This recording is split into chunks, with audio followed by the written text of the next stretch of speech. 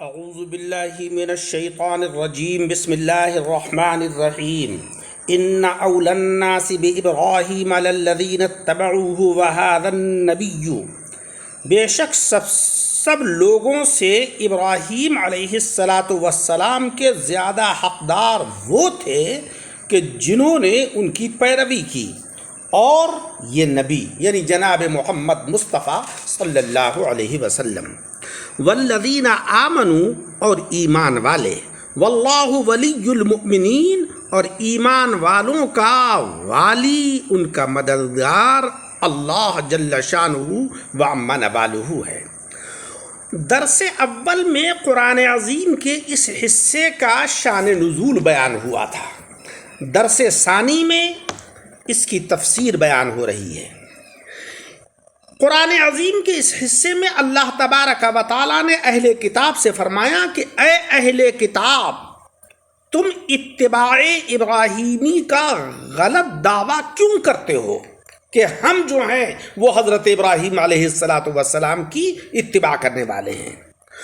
ان سے قرب رکھنے والے وہ لوگ تھے کہ جو اس سے پہلے ان کے مطیع و فرما بردار رہے ہیں، اور اب یہ نبی یعنی جناب محمد مصطفیٰ صلی اللہ علیہ وسلم اور ان کے امتی ہیں کہ ان کے عقائد بے عین ہی عقائد ابراہیمی ہیں، یعنی جس طریقے سے حضرت ابراہیم علیہ السلام کے عقائد رہے ہیں وہی عقائد حضور علیہ السلام اور ان کے امتیوں کے ہیں، اور ان کے مخصوص عمل جیسے ناخون کٹانا، مونچھیں کتروانا اور داڑھی کا حد اعتدال میں رکھنا، نہ ایک مشت سے زیادہ نہ اس سے کم، حج کرنا، خانہ کعبہ کا طواف کرنا، ختنہ، قربانی، روزے وغیرہ انہی کے دین میں ہیں، تمہارے دین میں نہیں ہیں۔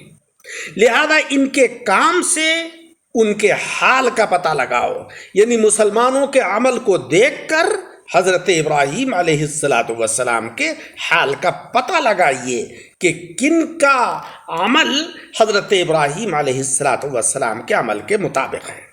پھر بڑی بات یہ ہے کہ اللہ تبارک و تعالی ان کا والی اور وارث ہے۔ جس طریقے سے ابراہیم علیہ السلام کفار میں گھرے ہوئے ہونے کے باوجود آخرکار ان پر غالب رہے، ایسے ہی یہ بھی سینکڑوں دشمنوں میں گھر کر بھی غالب رہیں گے۔ اے مسلمانوں، تم ان اہل کتاب کے ایمان کی امید نہ رکھو، ان کی گمراہی یہاں تک بڑھی ہوئی ہے کہ ان میں ایک گروہ تمہیں بہکا کر گمراہ کر دینے کا خواہش مند ہے۔ جو فرقہ گمراہ اور گمراہ گر ہو اس کے ایمان کی کیا امید؟ مگر اہل کتاب اطمینان رکھیں کہ وہ تم میں کسی کو نہیں بہکا سکتے، اپنی ہی گمراہی میں اضافہ کر رہے ہیں اور اپنی ہی جانوں کو ہلاک کرتے ہیں، مگر ایسے اندھے ہیں کہ انہیں اس کا شعور نہیں ہے۔ یہی قرآن عظیم کے اس حصے میں کہا جا رہا ہے، وَدَّتْ طَائِفَةٌ مِّنْ أَهْلِ الْكِتَابِ لَوْ يُضِلُّونَكُمْ۔ کتابیوں کا ایک گروہ دل سے یہ چاہتا ہے کہ کسی طرح وہ تمہیں گمراہ کر دیں۔ وَمَا يُضِلُّونَ إِلَّا أَنفُسَهُمْ، وہ اپنے ہی آپ کو گمراہ کرتے ہیں۔ وَمَا يَشْعُرُونَ، اور انہیں شعور نہیں ہے۔ ہرقل بادشاہ نے دعوت اسلام پہنچنے سے پہلے خواب اور نجومی کے حساب سے یہ پتہ لگا لیا تھا کہ میرے ملک پر ایک ختنہ کرانے والی جماعت قبضہ کرے گی۔ اس نے اپنے وزیر ناطور کو بلا کر یہ ماجرا سنایا اور کہا کہ بتاؤ اس زمانے میں ختنہ والی قوم کون ہے؟ وہ بولا کہ صرف یہودی ختنہ کرتے ہیں، اور ان سے ہمیں کوئی خطرہ نہیں ہے کیونکہ وہ تو بہت کمزور ہیں۔ اپنی مملکت کے حکام کو خط لکھ دیجئے، جہاں کہیں یہود ہوں قتل کر دیے جائیں۔ یہی مشورے ہو رہے تھے کہ شاہ غسان نے ہرقل کے پاس ایک قاصد کے ذریعے سے جناب محمد مصطفیٰ صلی اللہ علیہ وسلم کی خبر بھیجی۔ ہرقل نے فوراً حکم دیا کہ تحقیقات کرو کہ وہ ختنہ بھی کرتے ہیں یا نہیں۔ اس کے محققین نے خبر دی کہ ہاں ختنہ کرتے ہیں۔ ہرقل بولا کہ بس میرے ملک پر انہی کا قبضہ ہوگا۔ پھر ہرقل نے اپنے دوست کو خط لکھا کہ جو روم میں تھا کہ میرا یہ خیال ہے کہ ختنہ کرانے والی قوم میرے ملک پر قبضہ کرے گی، تیری کیا رائے ہے؟ اور خود یہ کہہ کر جو ہے وہ حمص کو چلا گیا۔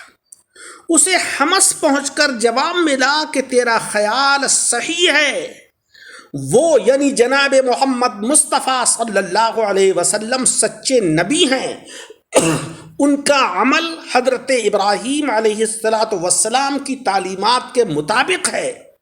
تب ہرقل نے رومیوں کو جمع کر کے کہا کہ اگر تم اپنے ملک کی بقا چاہتے ہو تو ان نبی صلی اللہ علیہ وسلم کی بیعت کر لو اور مسلمان ہو جاؤ۔ جس پر وہ ساری قوم بھڑک گئی۔ ہرقل سلطنت کے زوال کے خوف سے ایمان قبول نہیں کر سکا۔ اس روایت سے پتہ چلا کہ مسلمانوں کے اعمال ان کے حال کا پتہ دیتے ہیں۔ اگر اعمال اچھے ہیں تو قوم کی زندگی اور قوم کی حیات کا پتہ چلتا ہے، اور اگر اعمال خراب ہیں تو قوم کی مردگی اور اس کے زوال کا پتہ چلتا ہے۔ لہذا میرے عزیزوں، قرآن عظیم کو پڑھیے، اس کو سمجھیے اور اس کی تعلیمات کے مطابق عمل کیجیے۔ اسی میں ہماری بقا، اسی میں ہمارا تحفظ، اسی میں ہمارا عروج ہے۔ اللہ رب العزت ہمیں عمل کی توفیق عطا فرمائے۔ آمین بجاہ النبی الکریم۔